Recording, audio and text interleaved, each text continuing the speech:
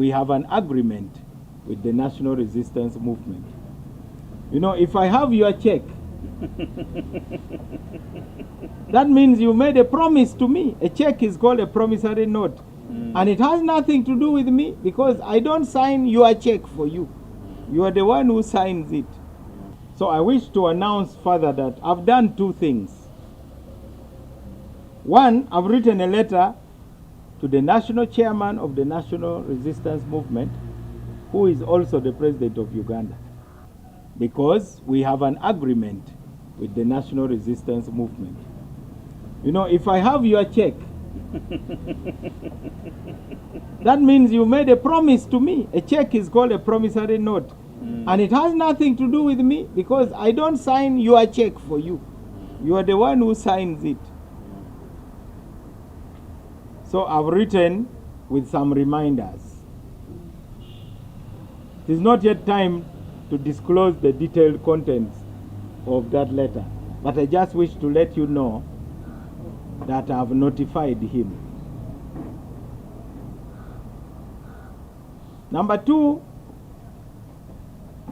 this week I'll also send a letter to each and every member of the 12th Parliament.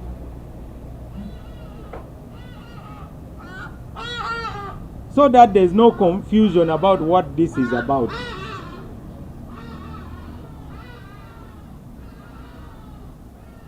So those are two things that I have done. Now, for purposes of refreshing our memories about our agreement with the National Resistance Movement, because I had some former members of FDC who are now in NRM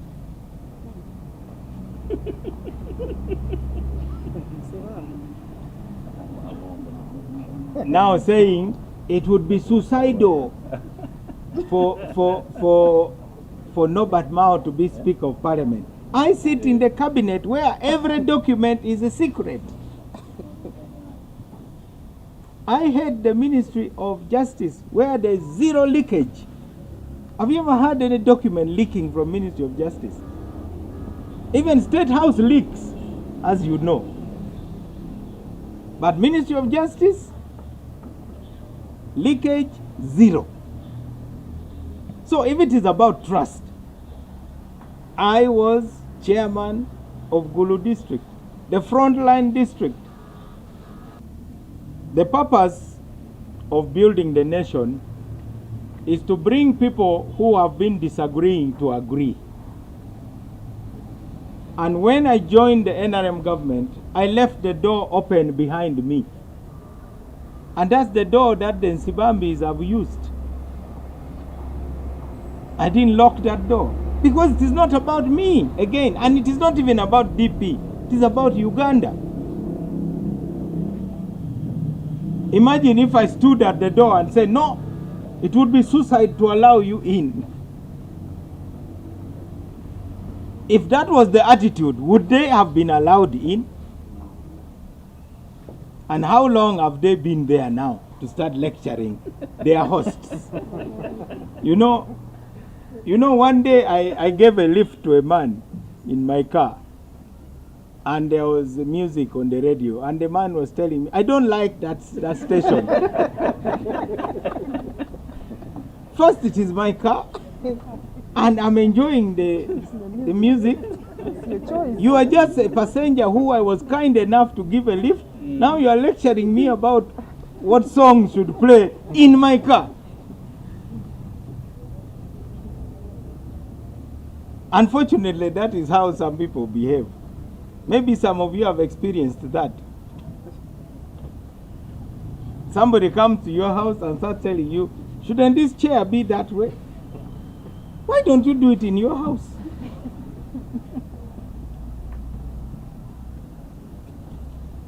So now, former members of an opposition party, for us, we haven't joined the NRM, but we have a record of serving Uganda together with the NRM more seriously than any other political party.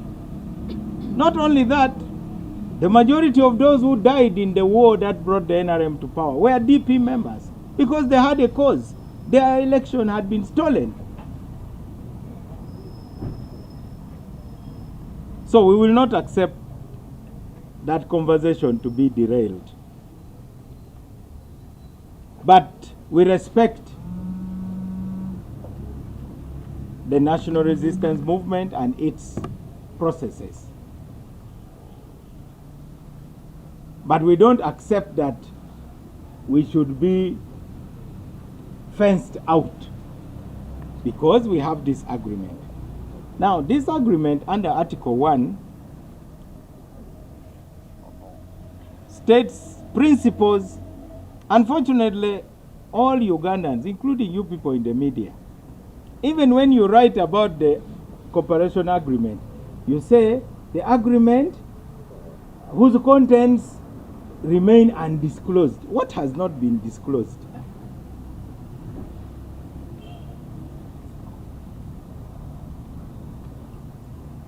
The agreement is there in the public.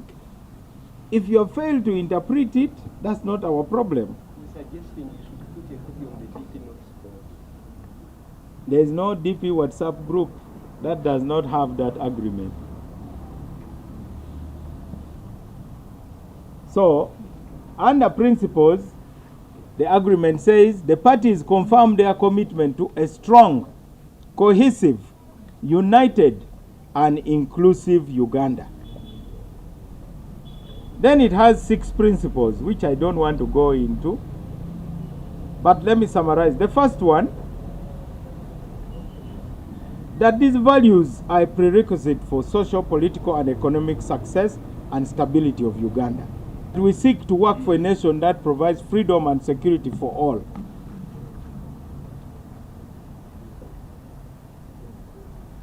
That we recommit ourselves to the promotion of democratic principles, respect for all human rights, which are in the Constitution of Uganda and all international documents and instruments.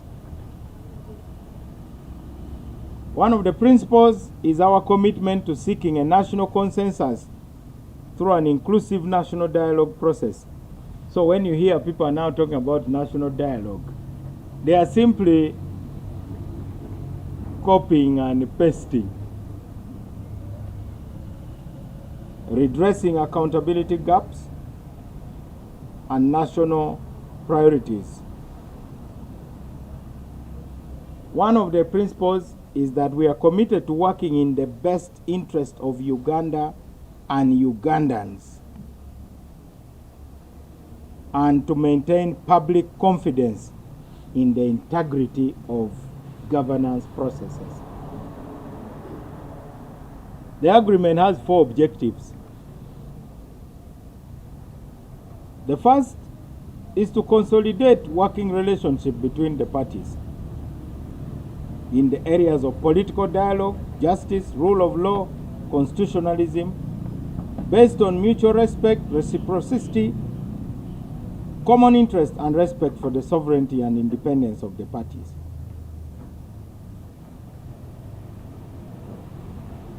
The other objective is that this is a comprehensive framework for promoting understanding, dialogue, and cooperation. And we are supposed to strengthen our political relations on issues of common and national interest. But for purposes of what we are talking about today, the most important provision is in Article 7E, and that is the content of the letter I wrote to the President, who is the national chairman of NRM. Article 7E of the agreement says, this agreement will evolve as the term of government progresses, including through opening up potential additional areas of cooperation. So, we now want to cooperate to get Uganda the best possible Speaker of Parliament.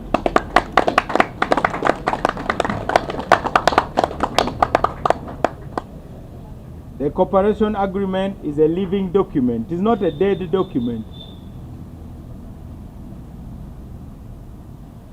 And the same article says, any additional areas of cooperation will be agreed to between the party leaders. So the leader of DP and the leader of NRM will agree on whether this is another area of cooperation.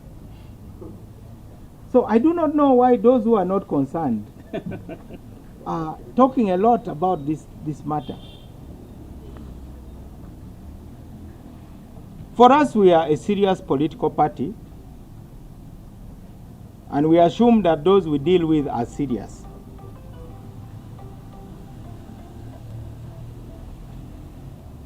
So my letter is proposing that this becomes an area of cooperation. Remember, we cooperated in areas in cabinet.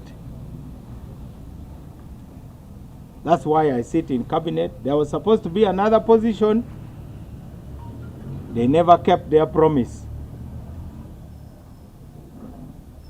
But because we don't like majoring in minors, we kept quiet. Another area of cooperation was IALA. You remember? So why can't the position of Speaker of Parliament be an area of cooperation, according to Article 7E? So you, the great analysts on social media, TikTok, and veranda politicians, let us remember that the objective is to unchain Parliament. The objective is to serve Uganda. But more importantly, for those who have been used to Mao bashing, I've already told you it is not about me. It is about balancing the boat.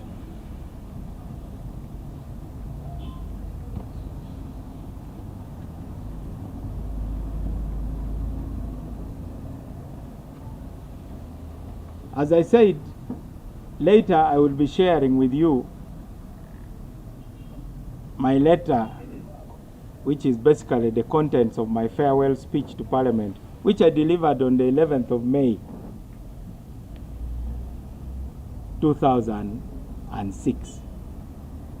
That was my last day in Parliament when I was in the 7th Parliament. It's a very interesting letter. You will see that many of us were seeing very far, even at that time. Let me conclude as follows.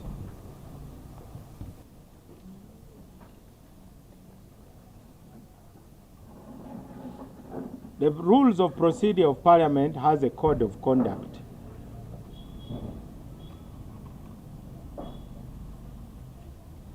And we are not supposed, for instance, to call rallies. We are not supposed to embarrass ourselves by recording people to endorse us. That is really demeaning the office of Speaker.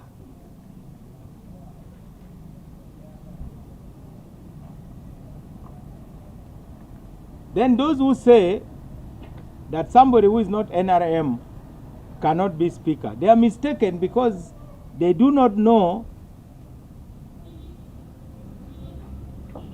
that we have a cooperation agreement. In Kenya, the Speaker of Parliament doesn't belong to the same party as the President.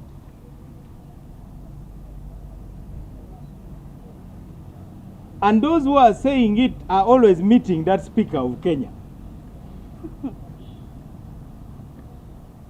In fact, I'm so ashamed to have to say this, because now it makes it appear as if I'm also campaigning. Yet I'm the one who knows the rules, because I'm a lawyer, not only a lawyer, but a senior advocate. Because we have lawyers who are not advocates. They have no audience in court. Because a lawyer simply means you studied law. But it is like, you can be a seminarian who is not ordained. There's a difference. It means you can't give Holy Communion, you cannot baptize people, you cannot bury the dead, So, it cannot be me who is a senior advocate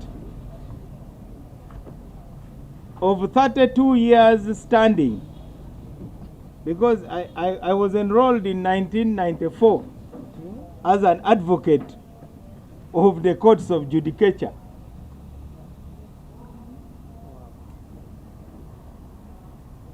So I understand that we must abide by rules, and the rules say ourselves or our agents should not be campaigning. Now these rules are colliding with this social media driven society of ours. A hand that can be trusted, with a record of working with all sorts of people.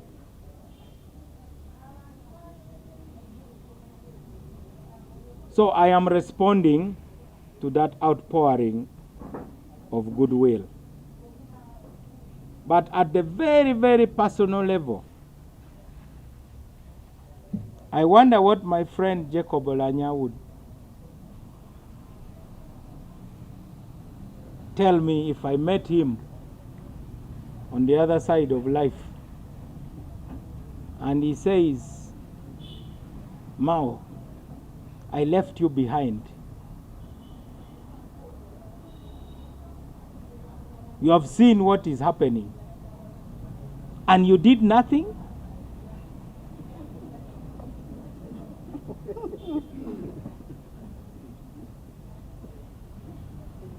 Then you should have been the one to have died.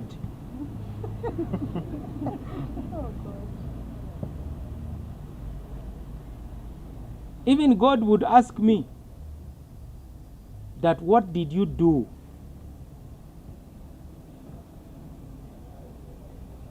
So at a personal level, I'm in this because I don't want to be a spectator. I've jumped into the arena. I don't know what is going to happen.